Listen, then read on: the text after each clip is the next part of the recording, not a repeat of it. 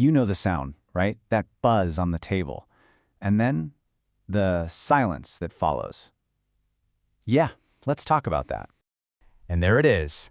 The screen lights up with her name, and for just a second, everything else in the world just fades away. And you answer, on the first ring, every single time. There's not even a moment of hesitation, is there? You just drop whatever you're doing because it's her. You tell yourself this makes you loyal, available, a good guy. But then, the roles reverse. It's your turn. You need an answer to something, you want a moment of connection, maybe you just want to hear her voice. So you make the call, and you get nothing. It rings and rings and rings, straight to voicemail. An hour goes by. Maybe 2. Maybe you don't hear back at all that day. And you know that feeling that starts to churn in your gut?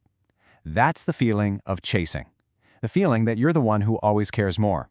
You feel like a puppy dog just waiting by the door.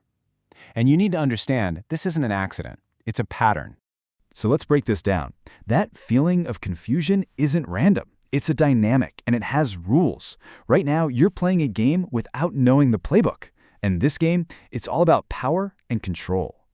It's something called intermittent reinforcement. Now that's a fancy term, but you know exactly what it feels like. She pulls you in close, then she pushes you away. You get affection, then silence. It's totally unpredictable. And whether she knows she's doing it or not, this tactic works just like a slot machine. You keep pulling the lever, putting in more of your time, more of your energy, hoping for that one big payout, that moment of connection. You never know when it's coming, and that uncertainty, that's what keeps you hooked. So here's a crucial point you have to get. A lot of her behavior, it's a test. The silence, the slow replies, even the threats of divorce, they are all ways of gauging your strength. She's throwing emotional chaos your way to see if you'll flinch, to see if you'll fold, to see if you are grounded enough to handle her intensity. And every single time you anxiously wait by the phone or overreact, you're failing the test. Just think about the moves in this game. She might bring up divorce, not because she actually wants one, but because it's a powerful way to seize control of a conversation. Or she might just withdraw all affection, using it like a lever to get what she wants. Or maybe she just keeps moving the goalposts, so it feels like you're constantly trying to meet a standard that keeps changing.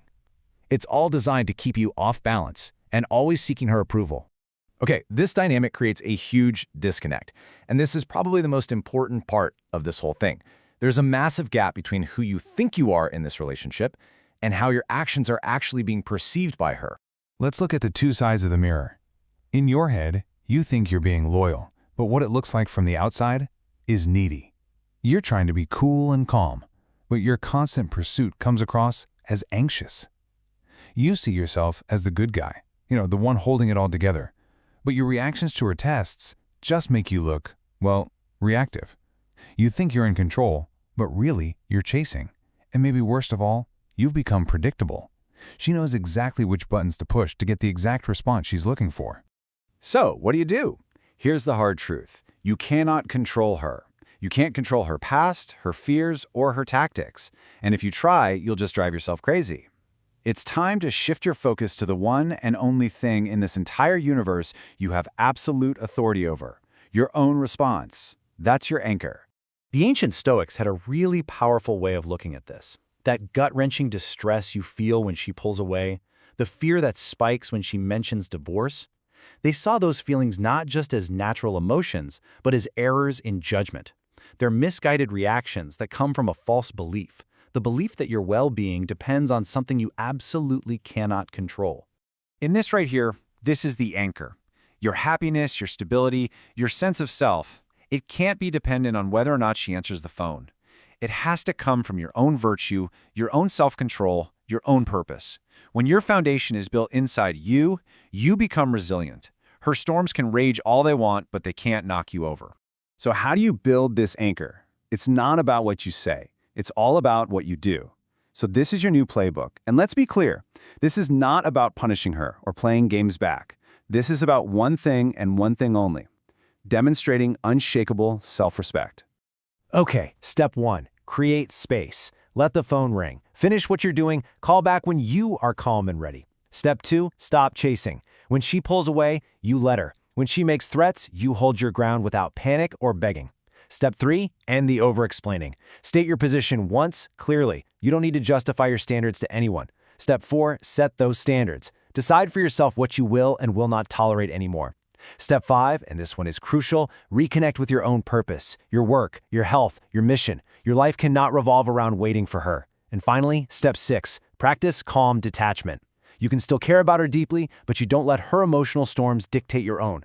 And this is the ultimate goal, right here. You shift from being a reactive participant in all the chaos to becoming the calm, grounded force in the relationship.